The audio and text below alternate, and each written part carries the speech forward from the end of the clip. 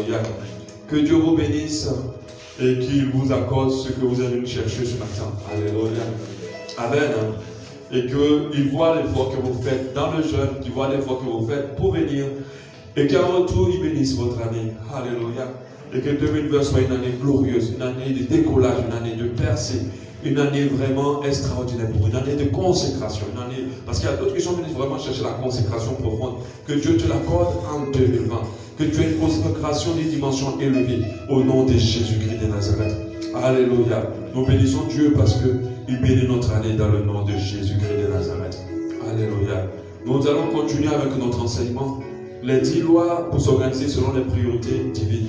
Nous avons compris qu'il y a des principes que Dieu a établis dans ce monde que nous ne pouvons pas annuler. Ces principes-là régissent le monde entier et régissent la vie spirituelle. Nous avons compris que le spirituel est plus important que le physique parce que le spirituel régit le physique. Alléluia.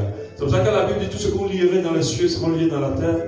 Les cieux, ils parlent du spirituel. Ils ne parlent pas des cieux ou du ciel en tant que tel. Alléluia. Pour nous dire que tout ce qui va se passer dans les cieux se passera sur la terre. Et tout ce qui va se défaire dans les cieux va se défaire sur la terre. Alors nous devons comprendre que le spirituel est très important. Il y a des lois qui régissent le spirituel. Il y a des lois qui régissent nos vies. Il y a des lois qui régissent tous les domaines de nos vies. Et parmi ces lois, nous avons 10 qui sont importantes, qui vont nous permettre d'être organisés selon les priorités de Dieu. Parce que Dieu a établi toutes choses, mais il a aussi associé des priorités à ces choses pour que nous ne puissions pas nous investir en tout sans nous consacrer ou concentrer sur ce qui est prioritaire. Alléluia. Hier, nous avons vu la deuxième loi qui était la loi des enfants et des petits chiens. Nous avons compris clairement que dans la vie, il y a des sollicitations bonnes qui doivent être catégorisées comme des enfants et d'autres des petits chiens. C'est-à-dire les enfants, ce sont des sollicitations prioritaires. Et les petits chiens sont soit des sollicitations que nous ne devons pas gérer maintenant, ou nous ne devons pas gérer du tout, et nous devons laisser Dieu s'en occuper. Et généralement, quand on ne comprend pas cela, on s'investit dans tout, en se disant c'est bon, et après on se retrouve court-circuité, parce que si on ne va pas dans l'ordre divin, il n'y aura pas de multiplication dans nos vies, il n'y aura pas de bénédiction, il n'y aura pas d'avancée. Alléluia. Même la vie spirituelle a besoin de pouvoir être organisée selon les priorités divines. Si tu n'organises pas ta vie spirituelle selon les priorités divines, tu ne vas pas te multiplier dans ta consécration. Tu ne vas pas te grandir, progresser dans ton intimité avec Dieu. Au contraire, tu vas régresser. Quand une personne commence à régresser spirituellement, c'est parce qu'elle n'organise pas sa vie spirituelle selon les priorités de Dieu. Alléluia. Et ça, il faut le comprendre. Les petits chiens vont souvent nous solliciter. Et des fois, très souvent, essayer d'attirer notre attention. Il y aura des rendez-vous, il y aura plusieurs autres choses. Mais nous ne devons pas accorder de l'importance aux petits chiens. Jésus, au travers de la loi qu'on a vue hier, a compris que, au travers de Matthieu, qu'on a lu en Matthieu 15, a compris que, nous a plutôt expliqué que toutes les sollicitations ne doivent pas être reproduites. La femme voulait de l'aide et il a dit, je ne suis pas venu pour toi, je suis venu pour les brebis perdues de la maison d'Israël. Alléluia. Donc il est très important pour nous d'être assez durs et assez disciplinés avec nous-mêmes afin de subvenir d'abord aux besoins des petits-enfants, c'est-à-dire d'abord aux ceux qui sont prioritaires et compter sur la grâce de Dieu pour subvenir aux petits chiens. Alléluia.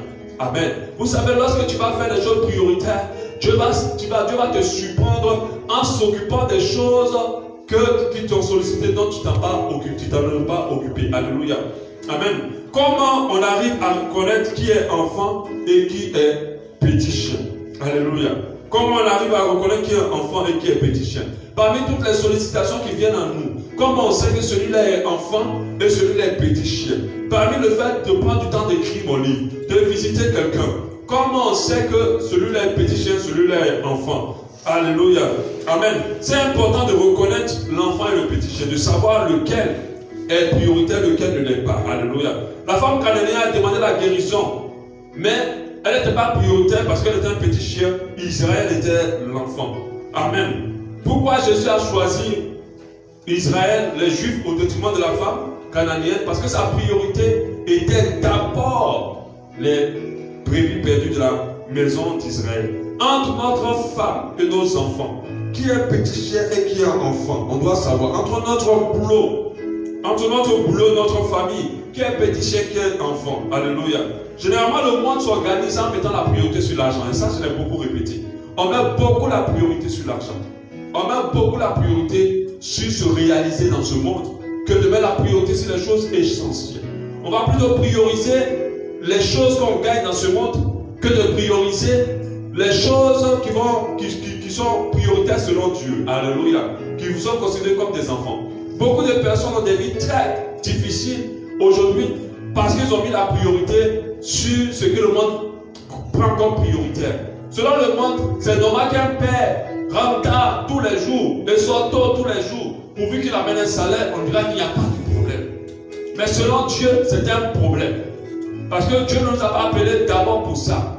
Le travail par rapport à l'enfant, qui est petit chien, qui est enfant. Alléluia. Amen. Et le monde s'organise d'une manière autour de l'argent. Amen. D'autres vont s'investir pourquoi gagner l'argent et à se réaliser au détriment de l'affection qu'ils peuvent avoir de leur femme, de leur mari. Et à la fin, ils ne se retrouvent pas épanouis. L'ordre divin nous amène dans l'épanouissement. L'ordre divin nous amène dans la multiplication. L'ordre divin nous amène dans l'épanouissement et nous permet de grandir. Alléluia. Pour l'épanouissement de l'homme, il n'y a pas que le physique. Il y a aussi l'âme, il y a aussi l'esprit. Alléluia. Il faut ces trois parties qui constituent l'homme, soient aussi nourries, soient aussi pris en compte. L'âme et l'esprit. Alléluia. Mais le monde est beaucoup concentré sur l'esprit, et sur plutôt le corps. Et on voit qu'il y a beaucoup de problèmes par la suite. Amen. Beaucoup vont passer leur temps dans leur corps, sans s'investir sur leur âme, sans s'investir sur leur esprit. Alléluia.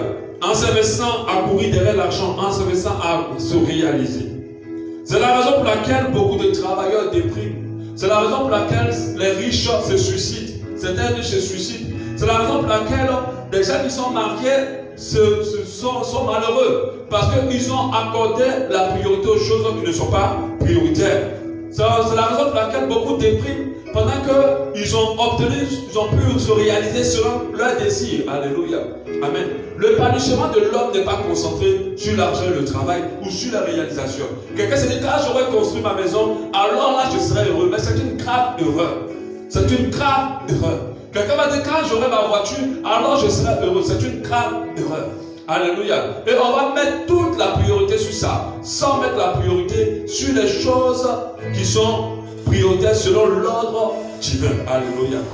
Amen. L'homme investit tellement d'argent à rechercher, tellement de temps plutôt à rechercher la nourriture, qu'à la fin, il n'est pas épanoui quand il l'obtient. Tellement de temps à rechercher l'argent qu'à la fin, il n'est pas épanoui. Donc, comment déterminer les ordres d'importance? Comment déterminer les ordres d'importance?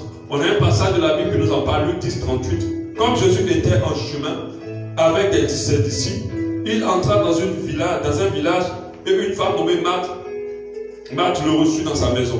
Elle avait une sœur nommée Marie qui s'étant assise au pied du Seigneur et écoutait sa parole. Marthe écoutait à divers soins domestiques, occupait plutôt à divers soins domestiques, suivant et dit au Seigneur, Seigneur, cela ne te fait-il rien que ma sœur me laisse seule pour servir? Dis-lui donc de m'aider. Et le Seigneur lui répondit, Marthe, Marthe, tu t'inquiètes et tu t'agites pour beaucoup de choses. Une seule chose est nécessaire. Marie a choisi la bonne part qui ne lui sera pas ôtée. Marie a choisi la bonne part qui ne lui sera pas ôtée. Ce passage nous permet de connaître une révélation particulière pour nous permettre de discerner les priorités et de faire la différence entre les petits chiens et les enfants, entre les enfants et les petits chiens. Jésus parle sur deux sœurs qui doivent s'occuper de lui. Une qui s'appelle Marthe passe son temps à préparer tout ce qu'il faut pour qu'il soit bien accueilli. C'est évident. Si le président Ali Bongo vient chez toi, je ne pense pas que tu vas le faire asseoir au fauteuil et tu vas t'asseoir à côté de nous pour essayer de lui poser plein de questions sur la présidence et comment il la gère. Généralement, ton réflexe, ça serait de remuer toute ta maison pour qu'il soit mieux servi. Et c'est ce que Marthe a fait. Alléluia. Par contre, Marie, elle s'est assise à côté de lui poser des questions, mieux le connaître, mieux savoir, ainsi de suite. Et ça a dérangé Marthe que Marie puisse faire cela. Alors, Marthe est venue vers Dieu, Jésus, pour lui dire, mais ça ne te dérange pas que Marie puisse rester là pendant que moi je suis en train de me battre à plusieurs choses. Beaucoup de personnes seront d'accord avec Marthe.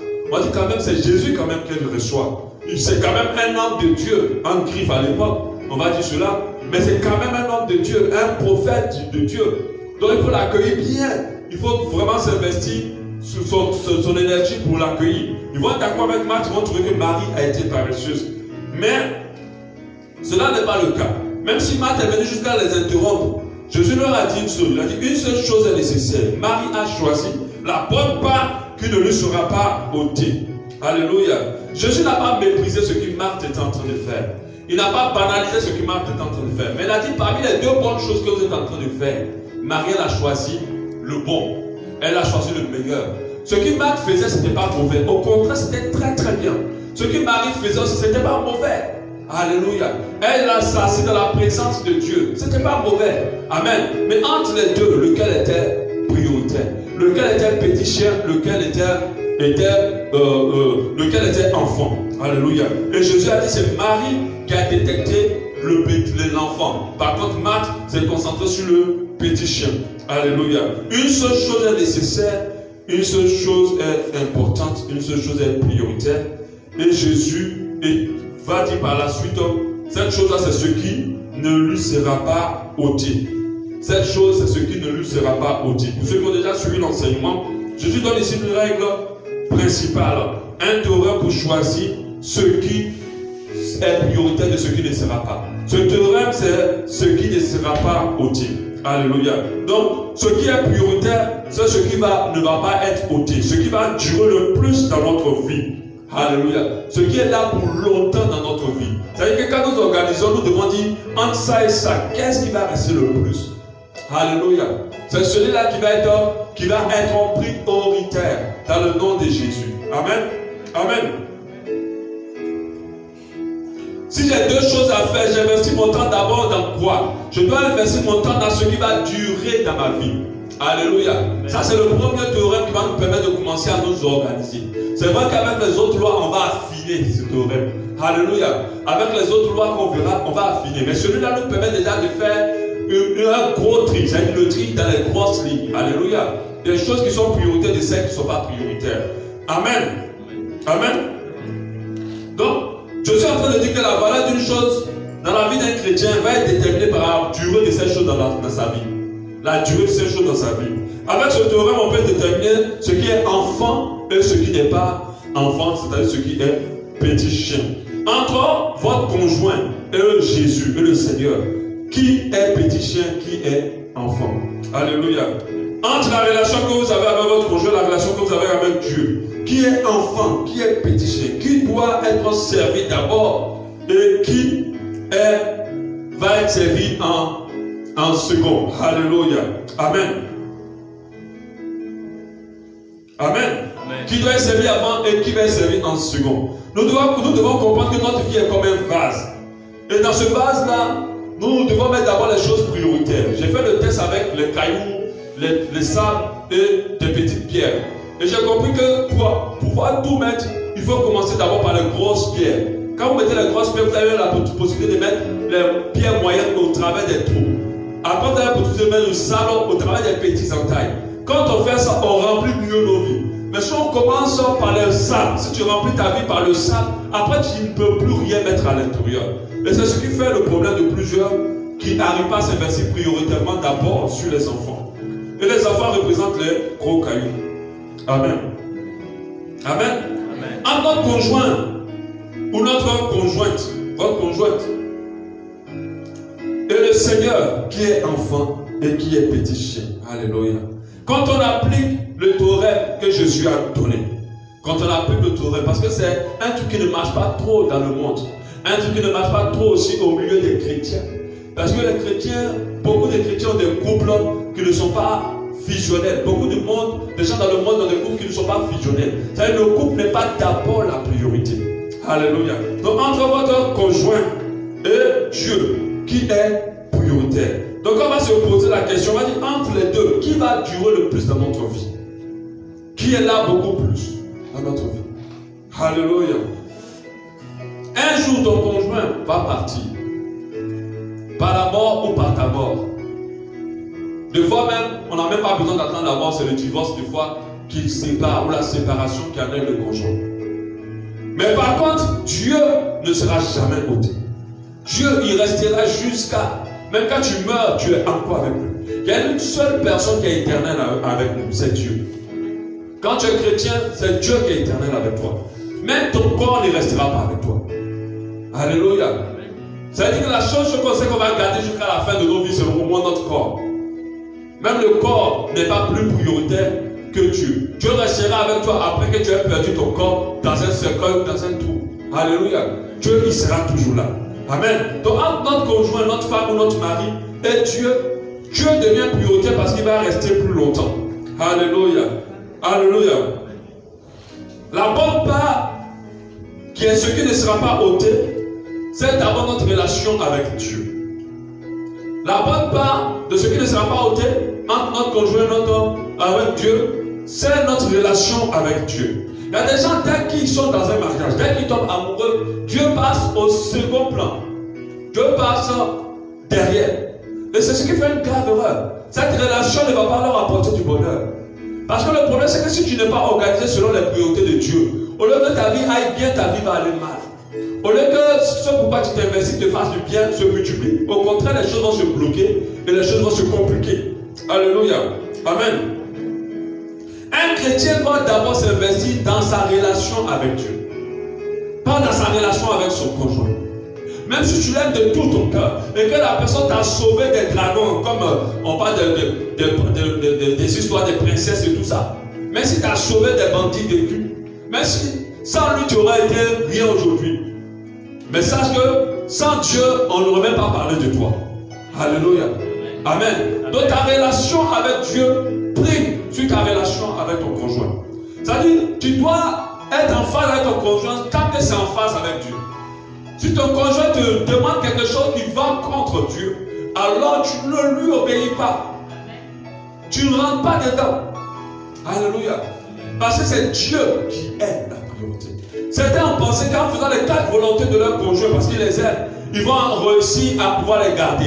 Mais en réalité, rappelez-vous, quand on donne les perles aux petits chiens, ils se retournent contre nous. Tu vas pas te casser, plier en mille pour pouvoir que l'autre t'aime. Au contraire, au lieu de t'aimer, la personne va te détruire. Mais si tu commences par Dieu, ta relation avec ton conjoint va se stabiliser. Alléluia. Amen. Donc Dieu ne sera pas ôté. Alors Dieu est éternel dans notre vie. Alors il restera longtemps. Amen. Quand j'ai de l'argent, je commence à investir où? Investir dans mon conjoint ou en Dieu.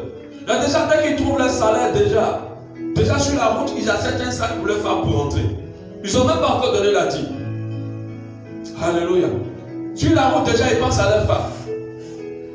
Ils achètent un sac, ils achètent un téléphone, ils achètent des choses pour le faire. C'est bien. On va dire que tu as attentionné. Ce que tu fais, c'est bon. Mais on écoute cet enseignement pour savoir entre toutes les choses bonnes, qu'est-ce qui est prioritaire.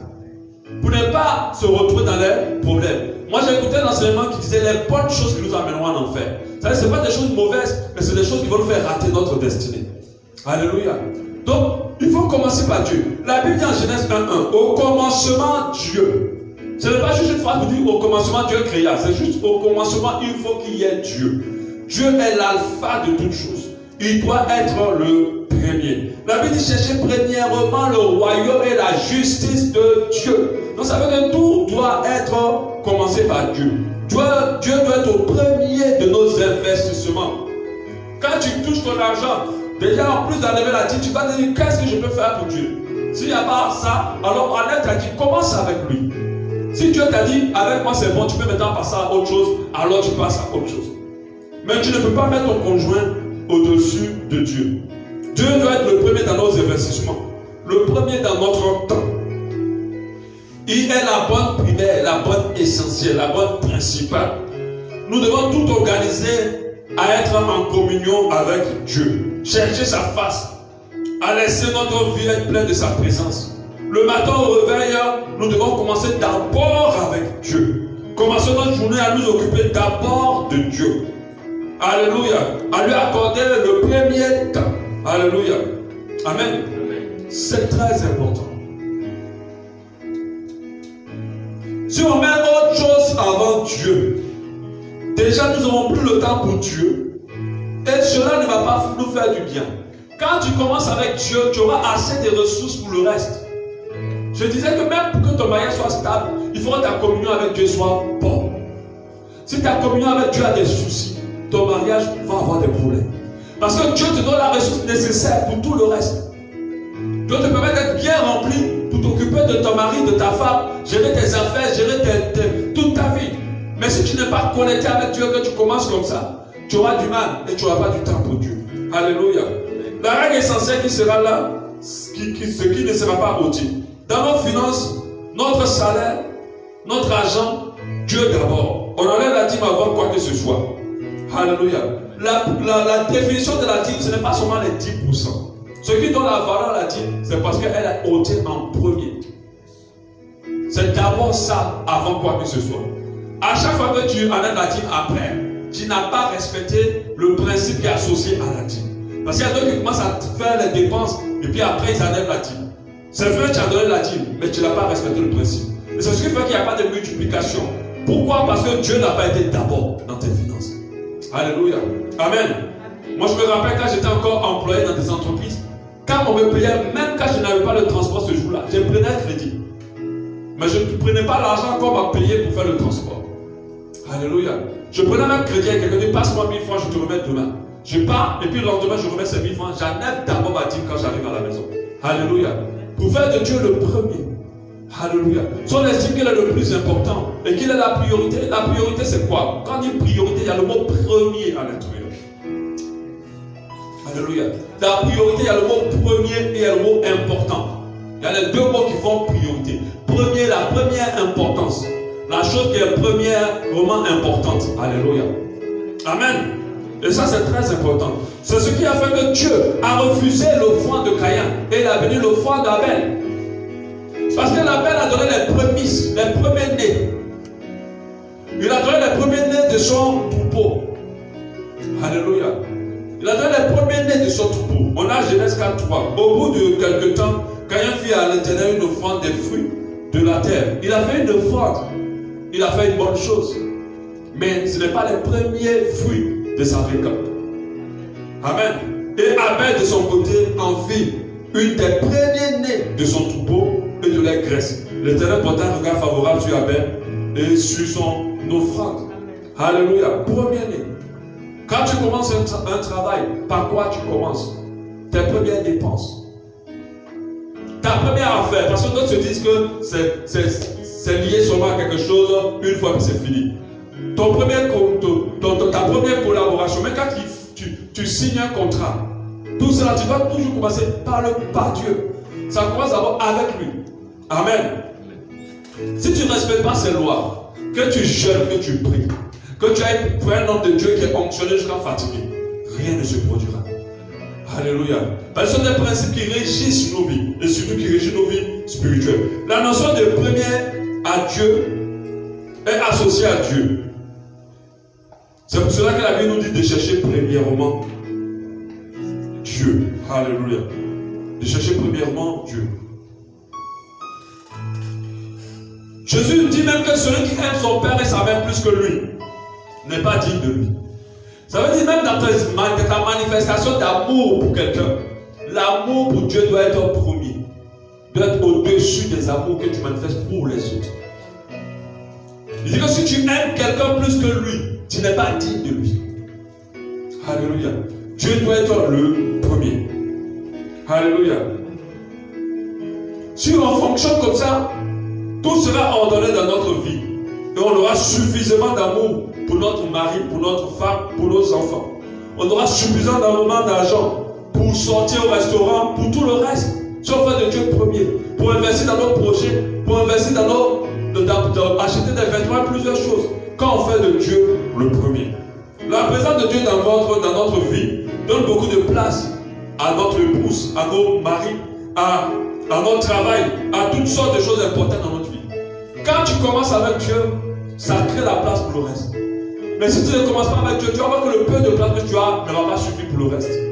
Amen. Et c'est comme ça que les gens ont l'impression que leur vie n'évolue pas. Ils ont l'impression qu'ils se souffrent à tous les niveaux. Ils ont l'impression que les mois passent sans qu'ils aient accompli les objectifs qu'ils ont fixés. Parce que Dieu n'a pas été en premier.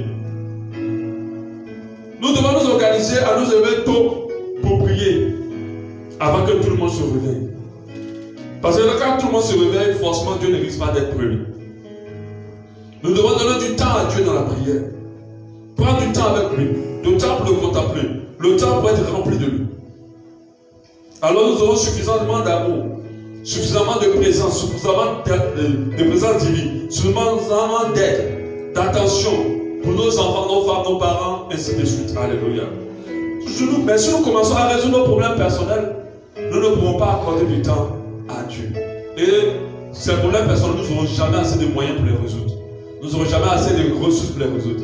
C'est pour ça que les couples sont difficilement, certains couples sont instables à cause de ça. Alléluia. C'est pas parce que la personne, tu l'aimes jusqu'à dépasser qu'elle peut prendre la place de Dieu.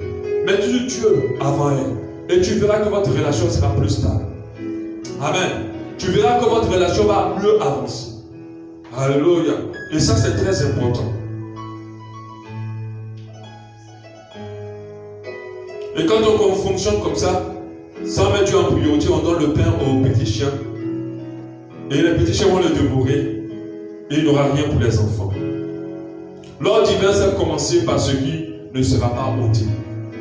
C'est de commencer par ce qui va durer plus longtemps. Amen. Dans ce tournoi entre les enfants et le travail, aujourd'hui le travail est pratiquement mis au-dessus de tout. Au-dessus du conjoint, au-dessus des enfants, des fois même au-dessus même de la santé. Parce qu'il y a des gens qui peuvent dormir seulement que 2-3 heures de temps par jour. Parce qu'ils doivent atteindre des objectifs. Des fois au-dessus de la santé. Or que ta santé, elle est prioritaire.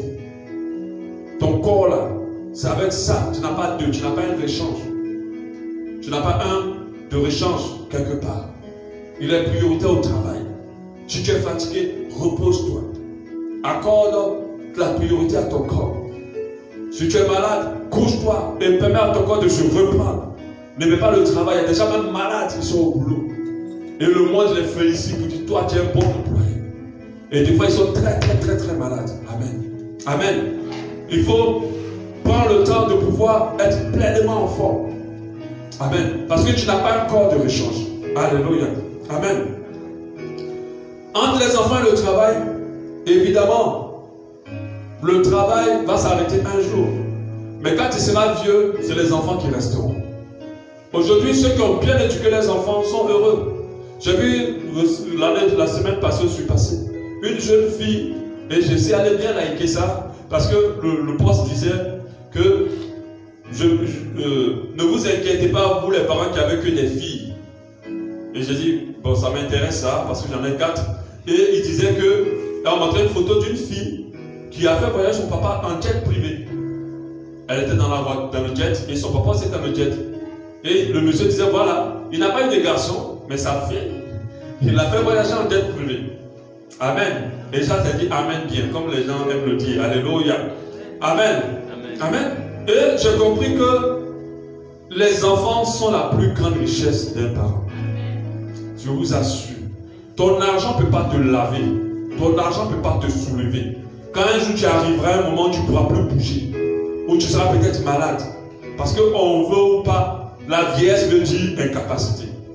On quitte bébé, on redevient bébé. Quand on devient vieux, on commence à perdre beaucoup de capacités. Alléluia. Et les enfants là vont nous aider. L'argent ne peut pas te soulever. Tu vas même payer des gens, ces personnes vont te traiter. On a vu des personnes riches que des employés traitent même comme des sacs de riz. Parce qu'ils ne peuvent même pas bouger de eux-mêmes. Ils les maltraitent. Mais tes enfants, ceux qui vont venir t'aider, te soulever. Eux, ils vont rester dans ta vie. Et c'est comme ça que beaucoup souffrent. Après, quand ils atteignent un certain niveau, ils cherchent maintenant l'affection des enfants. Mais c'est trop tard. Quand tu avais le temps et la force, tu n'avais pas le temps pour les enfants. Tu as priorisé le travail. Et les enfants, tu es venu vieux, tu n'as plus de force. Et le travail n'est plus là. Parce que le travail va s'arrêter un jour. Un jour, ce sera la retraite. Ou un jour, ça peut être le renvoi. Ainsi de suite. Et alors, tu auras besoin que les enfants soient là. Et c'est comme ça, plusieurs se sentent très mal et ne vivent pas heureux parce que les enfants n'ont plus le temps. Un enfant que tu as mis au monde, l'enfant peut faire 2-4 mois sans t'appeler. On va dire que les enfants sont méchants, sont impolis, mais c'est toi qui les as rendus comme ça. Dieu fait que de l'enfant d'un certain âge, dans son petit âge plutôt, il se colle à papa, c'est-à-dire de 0 à 12 ans, à maman. Mais c'est pour que toi tu investisses en eux. C'est que toi tu leur accordes du temps. Mais beaucoup de parents chassent les enfants. Beaucoup de parents donnent la priorité au travail. On sort dimanche parce qu'il faut faire heure supplémentaire. L'heure supplémentaire, des fois dans des entreprises, ce n'est pas obligatoire.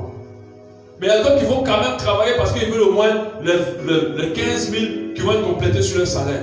Ou les 30 000 qui vont être complétés sur leur salaire. Ils ne veulent pas perdre ça. Et ils vont faire heure supplémentaire. Au lieu de rester avec les enfants, parler avec eux, passer du temps avec eux. Et les enfants doivent comprendre, papa au travail. Alléluia. Nous comme ça, à chaque fois qu'on sort, nos enfants nous demandent où on part. Aujourd'hui par exemple, je viens à l'église. Elle m'a demandé, Allah c'est pour m'a demandé, tu pars, est-ce que tu vas revenir? J'ai dit oui, je reviens. Amen.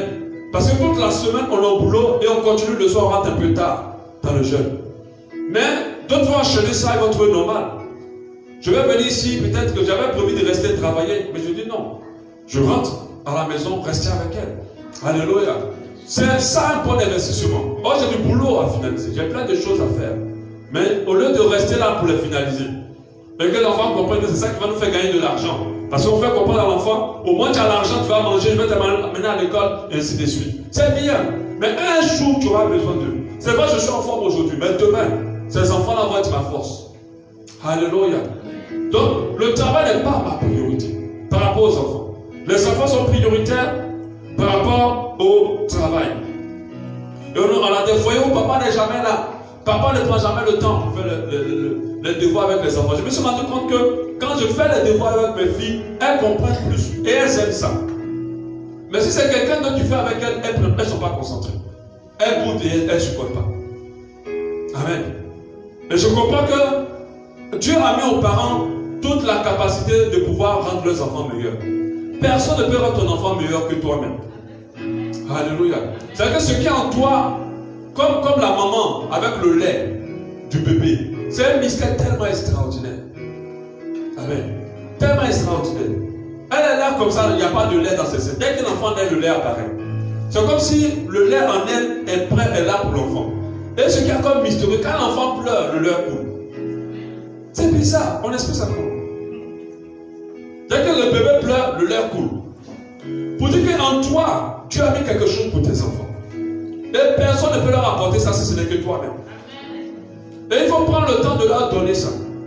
Et demain, tu vas le recorder au sanctuaire. Alléluia. Demain, dans ta vie, tu seras assis dans ta maison. Peut-être tu auras construit ta petite maison ou ta villa, c'est bien. Mais construire une villa et dedans, ce n'est pas ça la joie. Le Kabbalah résume la réussite à construire une maison. Ah, mais non, c'est une grave erreur. Si tu construis une maison, tu vis et que tes enfants ne sont pas là. Et que tes enfants ne t'aiment pas.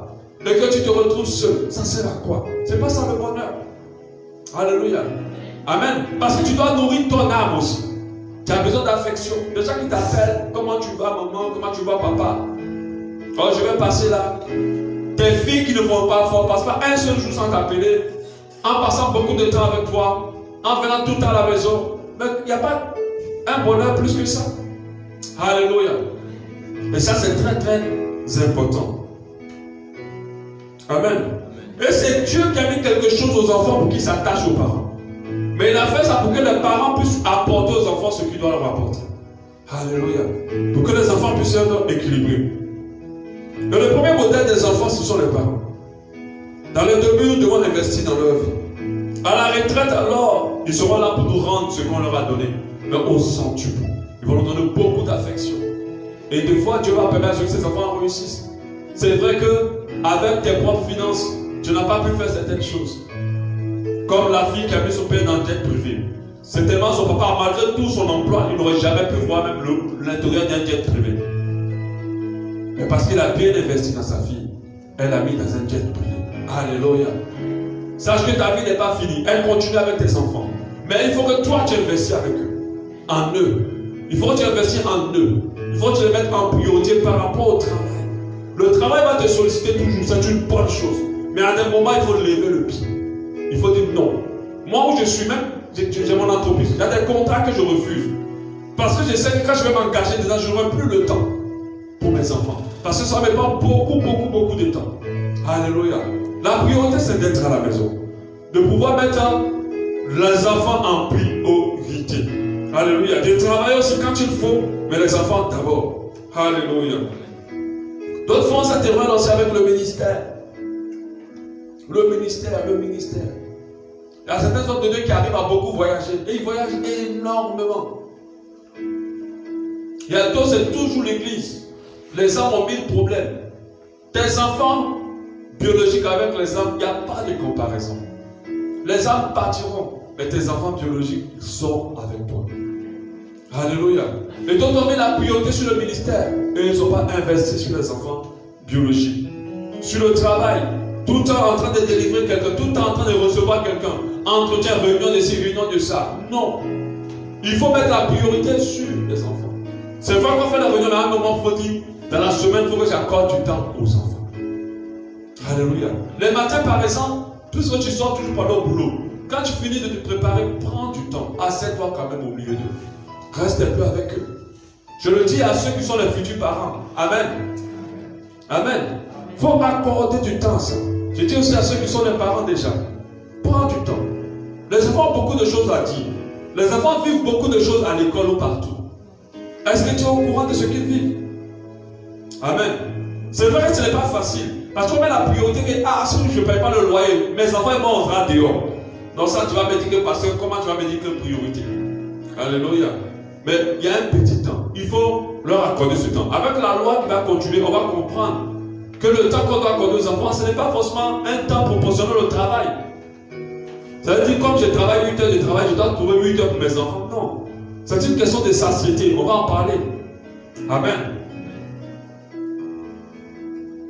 Par rapport à l'épouse et les enfants, dans la logique, ce qui est prioritaire, c'est ce qui ne sera pas ôté. Un jour, les enfants vont prendre leurs envols pour aller constituer leur famille. Mais l'épouse est censée rester, ou l'époux est censé rester avec toi jusqu'à la fin de ta vie. On a dit jusqu'à ce que la mort nous sépare. Mais on est dans une société aujourd'hui où le conjoint n'est pas valorisé. Alléluia.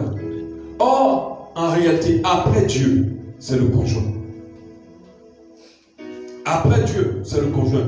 Tu vas me mettre déjà la pyramide. Après Dieu, c'est ton conjoint. Il n'y a rien que tu peux mettre au-dessus de ton conjoint, ni ton travail, ni tes enfants. Alléluia. Parce que la personne qui va durer le plus avec toi, c'est tes enfants. Dieu il n'est pas ici parce qu'il est le fondement de tout.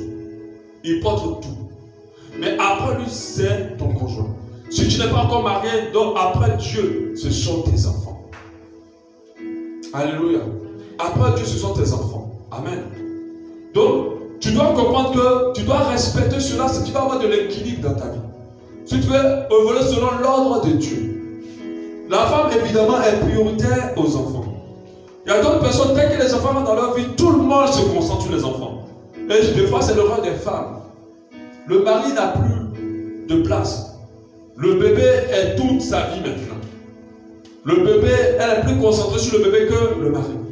Et des fois, ça crée des problèmes. Et vous savez à quel moment beaucoup d'hommes rentrent dans l'adultère? Au moment des grossesses et des accouchements.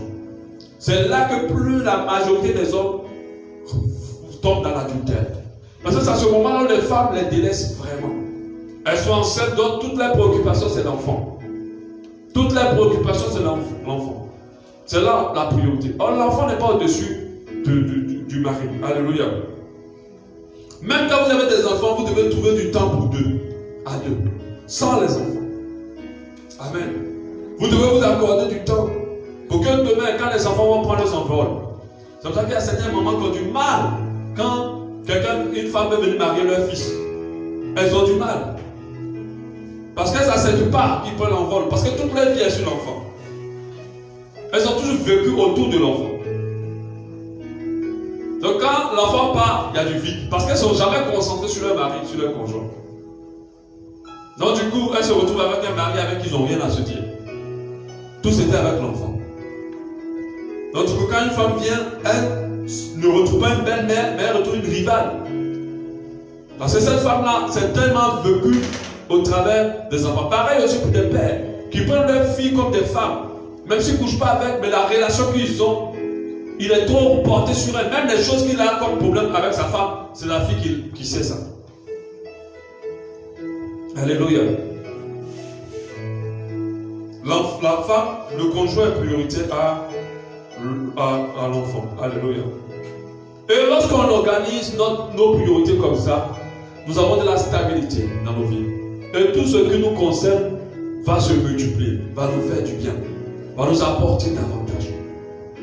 Quand tu es célibataire, alors, comme la Bible dit, Dieu est ta priorité. Quand tu as un enfant, après Dieu, c'est l'enfant qui vient ta priorité. Parce que lui, c'est ton ministère. Alléluia. C'est ton ministère, ce n'est pas ton travail.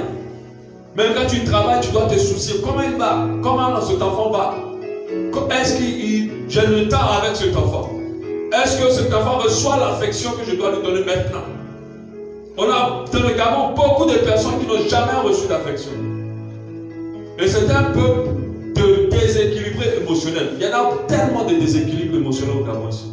Parce que la priorité de l'enfant, donner l'affection à l'enfant n'est pas une priorité. Tout le monde au Gabon a concentré la vie sur la réussite, sur l'argent, sur la réussite. Aujourd'hui, ça est en train de s'effacer légèrement, mais avant c'était très fort quand j'étais venu au début du Gabon ici. Tout ce qui intéressait les gens, c'était la réussite. C'est un peu tellement dans la concurrence qu'on ne s'occupe même plus des enfants. Les enfants sont laissés comme ça. Tu fais un enfant à quelqu'un, tu disparais. La maman, elle fait un enfant, donne l'enfant au grand-père, aux grands-parents. Et puis, elle est là-bas. Pas d'affection. On a des enfants aujourd'hui qui n'ont pas de respect et de considération pour leurs parents et qui ont beaucoup de déséquilibres. Alléluia. C'est une priorité. Lorsque tu as apporté que tu as accouché, c'est ta responsabilité. Je dirais même plus loin, c'est ton ministère d'éduquer cet enfant. Vous ne pouvez pas imaginer que vous êtes en train de, parmi les enfants que vous avez, ou l'enfant que vous avez, peut être un grand homme de Dieu, peut être même un président de la nation. Mais s'il ne reçoit pas l'éducation qu'il faut, Dieu va le disqualifier. Alléluia. Dieu va le disqualifier. C'est pour cela que si tu as été la maman d'un grand, aujourd'hui on les voit tout petits, on ne sait pas qui ils sont. Mais tous les grands aujourd'hui ont Dieu comme eux. Et imagine que tu trouves la maman de quelqu'un comme un pasteur Mohamed, comme ça, qui gagne des milliers de personnes à Christ. Tout ce qui va gagner à Christ rentre aussi dans ton trésor à toi qui a été le parent qu'il a éduqué. Alléluia. C'est un ministère. Donc il faut qu'on apprenne à classer les petits enfants et les enfants plutôt et les petits chiens sur la base de ce qui ne sera pas ôté. Donc dans les grands lits de l'organisation, nous avons d'abord Dieu avant. Il est le fondement de tout. Ensuite, nous avons notre conjoint si on est marié. Si on n'est pas marié, on saute sur les enfants. Si on n'a pas d'enfants, alors on saute sur le service pour Dieu. Le ministère pour Dieu vient si on n'est pas marié. Directement, quand tu fais Dieu, tu dois te dire, qu'est-ce que je fais pour Dieu? C'est pour ça que quand vous lisez la Bible dit, pour ceux qui ne sont pas mariés, qui s'occupent de l'œuvre de Dieu. Amen. Donc, ensuite, le travail. C'est-à-dire qu'il y a d'autres, ils essaient avec ça, Dieu. Et puis après, ils sautent là-bas. Le travail. Ils ne s'intéressent pas à ça. Ils se battent seulement. Toute leur vie, tout autour du travail, ils prient, ils passent du temps avec Dieu après le travail. Mais Dieu ne t'a pas activé pour le vide. Tu dois aussi le servir. Et le service n'est pas seulement à l'église. Qu'est-ce que tu fais pour lui? On le sait de plusieurs manières. Et tu dois te soucier du fait que ta vie soit utile à Dieu. Mais on saute là, on prie tous les jours, on fait les jeûnes, on baisse sa communion avec Dieu. On n'a pas d'enfant, on n'a pas marié, alors on saute directement au travail.